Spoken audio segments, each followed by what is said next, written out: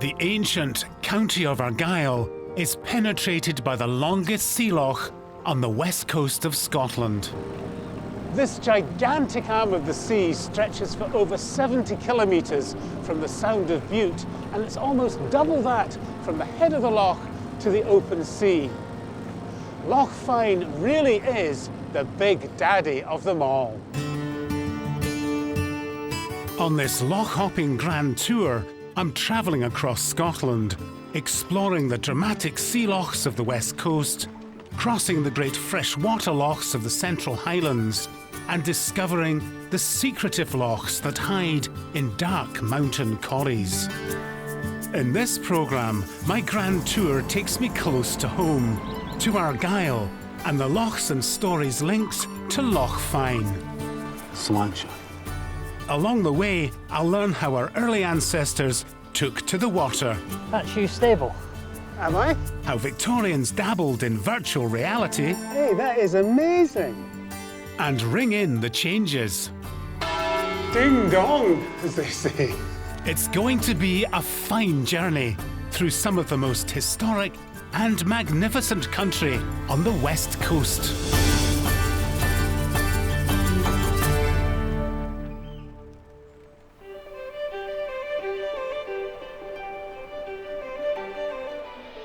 Loch Fyne is too big to do in a single grand tour. So I'm starting this northern leg at Loch Glashon in the hills above Loch Gair, before zigzagging my way from shore to shore, north to Stracher, and finally on to Inverary.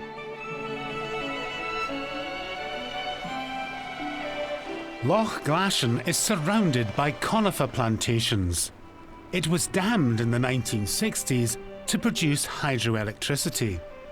During construction, the loch was partially drained, revealing a hidden past. The loch has since been flooded again, but when the waters were lowered for the first time, archaeologists discovered a crannog. Now that's an artificial island in the loch, and it had been occupied for centuries, right up to the early medieval period. The mud in the loch had preserved a fascinating range of objects, from wooden bowls to bronze brooches. Remarkably, there were even some items made from leather, including a bag. Down on the shore, leatherworker Hamish Lammy is reviving this ancient craft. So what are you going to make? So I'm going to be making what I call a crannog bag. So it's a bag based on the one that was found at the crannog here. Well, that must be quite unusual for leather to be preserved for that length of time, because you're talking centuries. When it comes to Scotland, it's quite rare. Yeah, we have so little finds from that time period. That's why this is such a gem. And it was instantly recognisable as a bag, was it? Sadly not. No. Archaeologists thought it might have been a tunic. A tunic? They kind of mocked her up on a body and realised that doesn't look right. And then they put it together as a bag. The satchel was made out of a single skin, much larger than the one Hamish is using today, which suggests that there were deer of considerable size living here 1400 years ago. We have deerskin here, and I've started cutting the main body out already, and I'm going to do some cutting on the side parts. So we're using the same tools that were around, same techniques, putting it together in how we think it was constructed from materials that are as close as we can get as well. Yeah. So I'm just going to hammer in these holes for the lacing. What do you learn from doing this? Nothing is wasted, especially in this bag, that it's not sewn together with sinew, but laced together with hide cut from the same hide. So every single piece is used. So you're now stitching. You're stitching these two pieces of leather together. So yeah, this is how the bag was laced together. And when it's pulled tight like this, it creates a perfect seam, and it's very strong. It's nice to see it come alive as you work with it. So this is the bag that's almost finished. Yes, so the braid that I'm going to add to this is a little clasp that I like to add, because the original didn't have anything on it. Did it not? So it could have been unfinished. Maybe it just didn't need a clasp on it. We don't know. That's how I've come up with to keep it secure, and we have our finished crannog bag. It's absolutely superb. Thank you.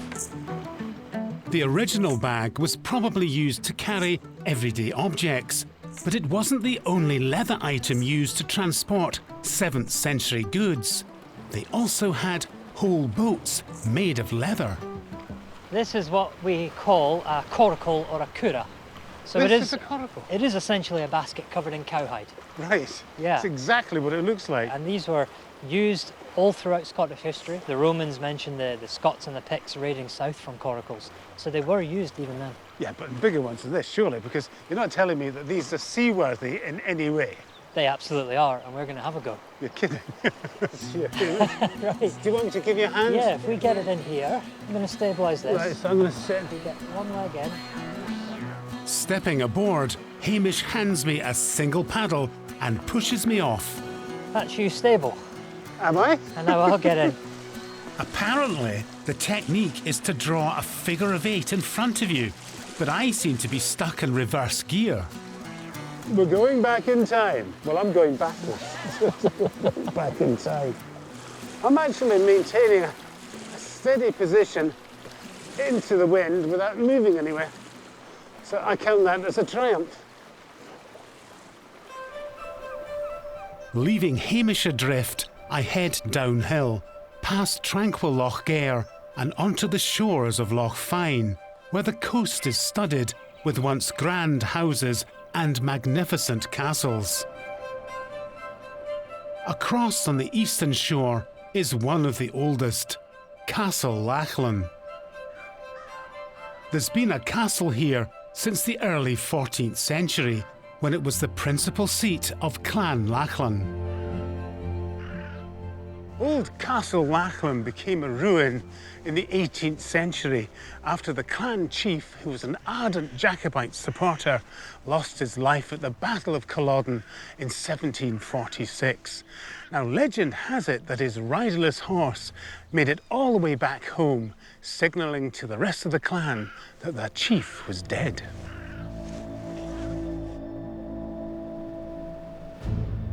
The castle was bombarded and then deserted.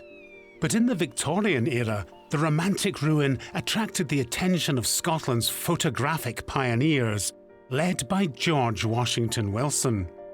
George originally trained as a portrait artist, but made a name for himself as a photographer and won the patronage of the royal family. His business flourished, and he was able to indulge his passion, capturing the Scottish scenery with his camera, including this dual image of Castle Lachlan.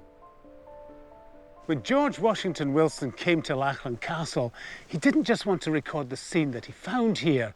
He wanted to bring it alive in a brand new way. And to do that, he used a groundbreaking piece of photographic equipment, the stereoscopic camera. To discover how this novel form of photography worked, I've come to the very spot where George Washington Wilson took his stereoscopic photo. Photographer Alex Boyd reveals the intention behind this double image. We're here in front of Castle Lachlan. I've got my digital camera, pretty modern. You've also got quite a modern camera, but its heritage is more of the Victorian ilk. Yes, that's right. Just one vital difference, it has one lens instead of two. Right. Yes. That's a crucial difference, because I would have thought to take a stereoscopic image, you would need two lenses. That's right. They had two lenses, which were just a couple of inches apart, just the way that our eyes are slightly apart. And when these were viewed through a stereoscopic viewer, it kind of gave the illusion of depth. To bring the two photos together, a handheld viewer helps to focus the eyes. What do? Just look through the... That's right, yeah. Now that is amazing. Look at that. It's leaping out at me in glorious 3D. Now that is astonishing. Using the same process, where plates are coated with light-sensitive chemicals, Alex has taken some of his own photographs of the Scottish landscape. So can I have a wee Yeah, look? sure, here? go for it. So, Yeah. this is wonderful. That's on metal, is it? Yeah, it's a tin type. And this is an image of the Old Man of Storr on Skye, which is somewhere that George Washington Wilson would have known very well indeed. It's got a really interesting kind of handmade feel to it. Yeah, you can see my thumbprint in the corner there, you know. Oh, where yes, I've held yeah. it as I've poured the chemicals onto it. Yeah, yeah. And this one is on glass, and That's right. I can't quite make it out. Oh, wait a minute. When the light hits it at an angle, it suddenly becomes a positive, because that's the negative and that's the positive. That's amazing. To create a print from the plate, Alex will invert the shading using prepared paper and sunlight. Luckily, I've brought some more advanced technology with me. So I think it's time that we took our own photograph now. I think you're right, yes. Right. Yeah. Well, you disappear under your Okay, I hood. will do. And I'll see if I can switch my camera on. Oh dear, have I got the lens cap off? Yes, got the lens cap off. Ah, press this button.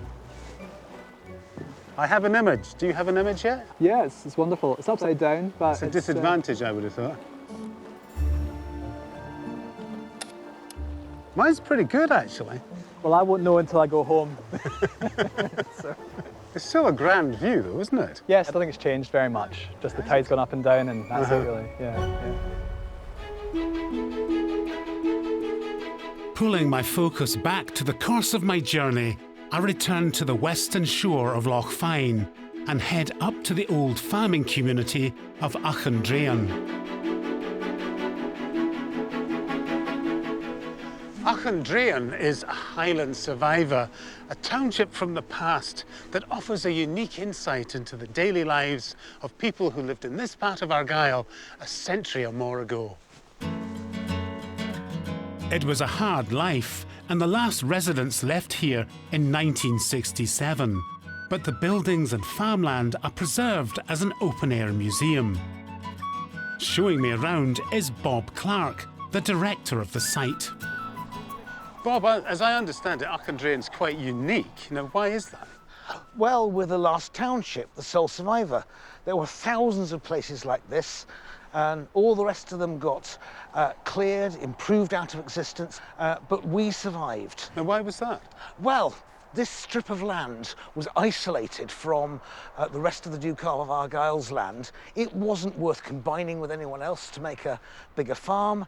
It wasn't worth the investment to improve it.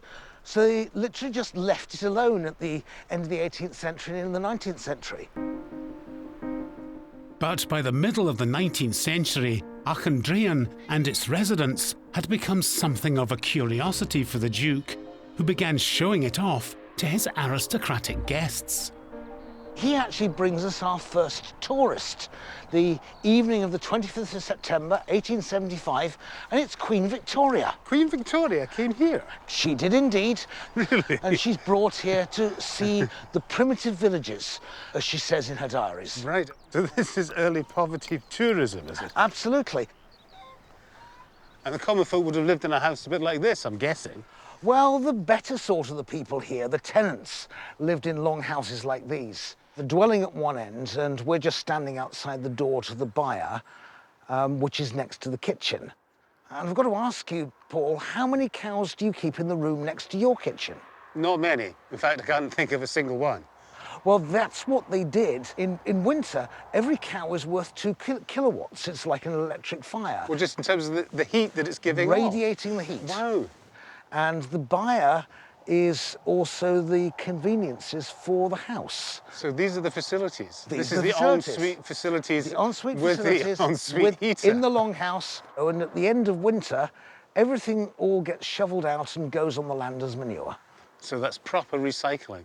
Absolutely recycling. They recycled just about everything they could here.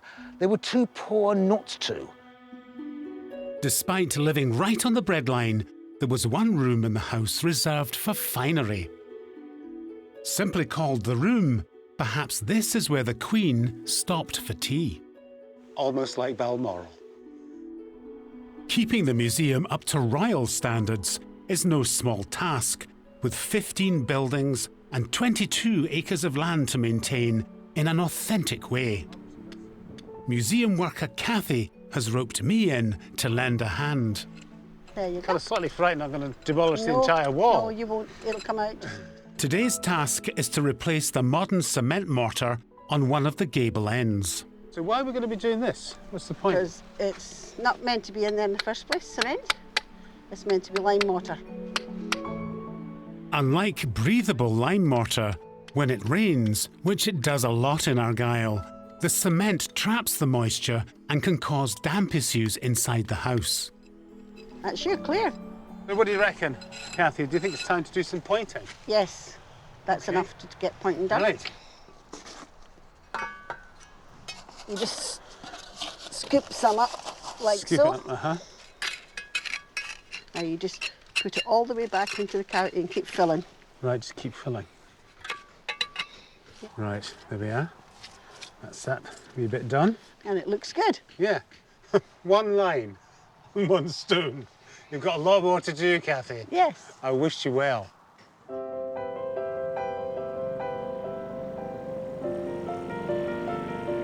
Leaving Auchendrane's restoration in more capable hands, I motor across the loch to my next destination, the village of Strathclyde on the eastern shore.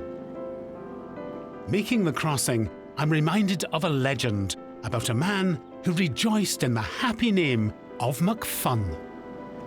According to the popular version of the tale, Archie McFun fell on hard times and became a sheep stealer.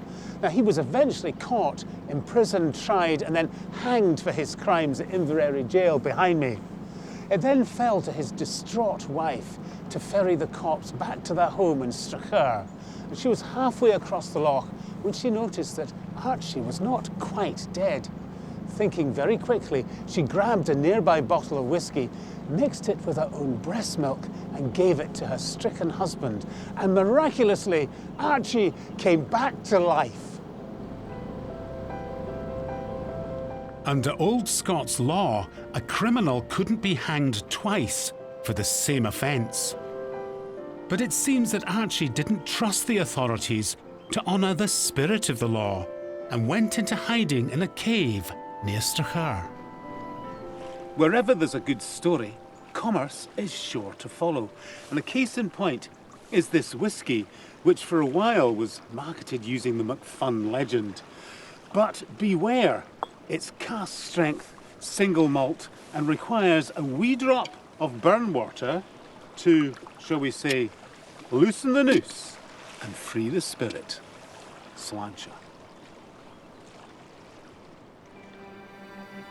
Feeling almost as revived as half-hung Archie, I leave the village and make my way uphill on the trail of a more recent legend.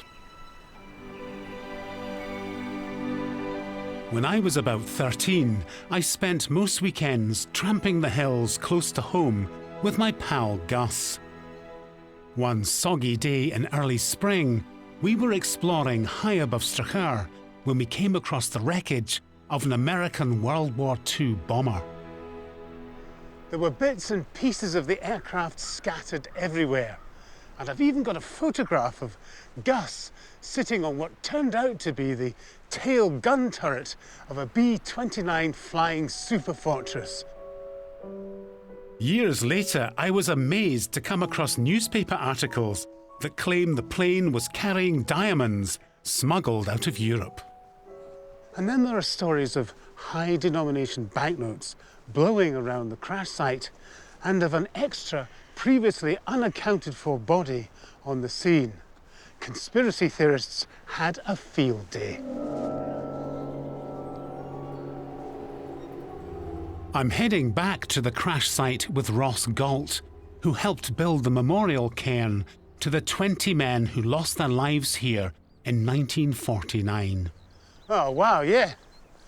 That's a huge area covered by wreckage.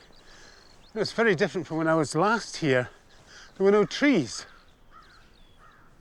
So this is the site of the B-29 superfortress. That's correct. The remains of one of two aircraft that took off from Lincolnshire, England. Uh-huh. And it was heading home to Kansas in America. And unfortunately, this is... Well, I never made it. It never made it. Do we know what happened? The captain of the aircraft believed he was out over the water. So he thought he had a safe Or you could descent come in safely. to basically to lose height and come out of what's known as icing conditions. Now, what do you make of the conspiracy theories that have grown up around this crash site? I think it's like a lot of things in life. There's elements of truth. The captain of the aircraft was a trained jeweller. When he was leaving the force, he was going to set up his own business, his own jewellery business. What about the stories of high-denomination banknotes floating about? The aircraft came to a violent end. It burned for 24 hours approximately. Papers, things like that. I'd have imagined that most of that, if not all of that, burned. Given the intense heat, it's surprising that parts of the plane, such as the tail gun turret and cylinder heads, are still recognisable. Even some personal effects have survived. There's been 2 separate occasions where personal objects have been found within the wreckage. Was that it? This is the ring here. It looks more like bling than a ring. So that belongs to one of the crew members on board, Paul Knight. When the cairn was being built, a couple of small bits of wreckage were moved. It was actually my brother that found this. And what's that? And this is a dog tag. A name tag? For Anthony Chrysidis. So these 2 items are very close to going back to America through extensive research and tracking down. Finally, these objects will make their way to America. 70 years too late, but they are getting home eventually. I'm glad these personal items will finally complete their journey across the Atlantic. It will make a symbolic homecoming for the American airman who died on a Scottish hillside all those years ago. Continuing north up Loch Fyne, I'm getting close to the head of the loch. My next destination lies at an old crossroads where 26 white quartz stones form a mysterious heart-shaped symbol. Jess Smith comes from a travelling background and reveals their meaning. This is significant to the travelling people. In this area at one time we were called the Tinkers or the Cairds. The Church of the Land never accepted them at any time. So this had a significant sacred place to them. And it's where they married, it's where the children were brought to be blessed, and it's where the dead were brought. So what is it about this place that is so special to travelling folk, to tinker folk? So nobody knows what the connection this place has to the Tinkers, but the area is very, very sacred to them.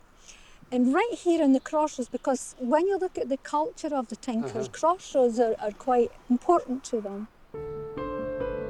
In the 1960s, the old crossroads were bypassed and the tinker's heart was almost forgotten.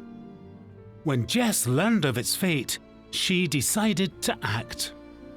We almost lost it, but I had a word with a lady in Dunoon area who actually told me it was in a bit of a mess, and for my sins I'd forgotten. You know, as I played here as a wee lassie, it's my mother's place. So I came up to see it and I decided to start a campaign, and people came on board to help me, and the Scottish Government, you know, after 6 years of inviting them to give it a special protection, they actually did list it. Really? So this is a listed site now? Listed as a national... historic monument? It's a national monument. That's tremendous. Do we know if it's still used by travelling people as a sacred place? There has been weddings, there has been funerals. So it's beginning to live again? It's beating again. From the beating tinker's heart and memories of travelling folk, I'd recross Loch Fyne to the last loch on my tour, Loch Shira, where the famously picturesque town of Inveraray hugs the shore. One of the first planned towns in Scotland, Inveraray's visual charms weren't lost on George Washington Wilson, who photographed it in Victorian times. Now, the views changed really very little, except for the bell tower, which you can see behind me, which isn't on the photograph. Now, it was built about 100 years ago by the Duke of Argyll as a war memorial.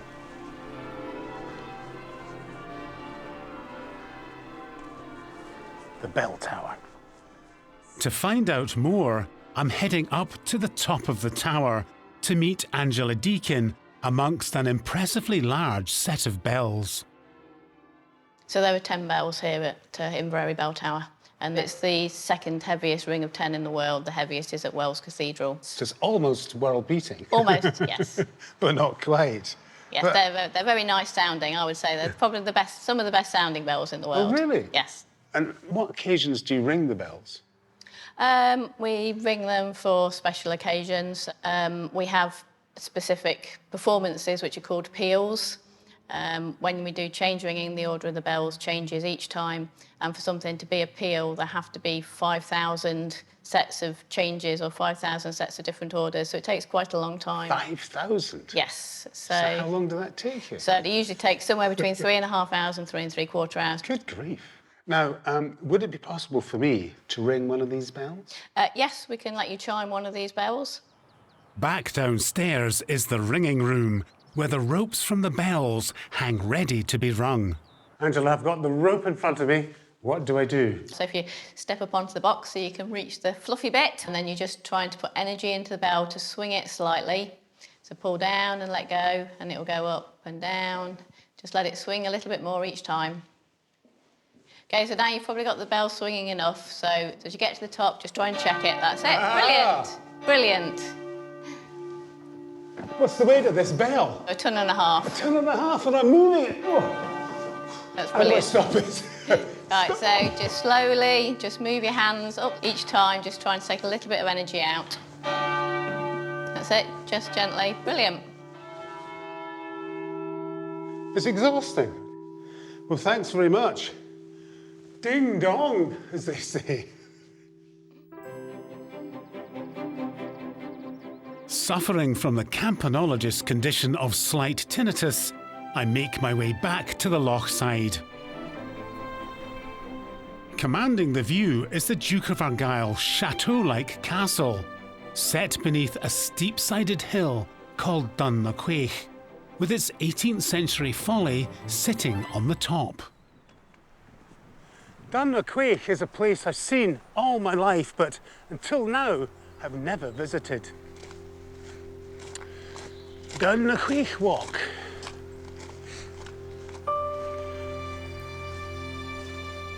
Once again, I'm on the trail of George Washington Wilson, who climbed up to the viewpoint to take a photograph here about 100 years ago.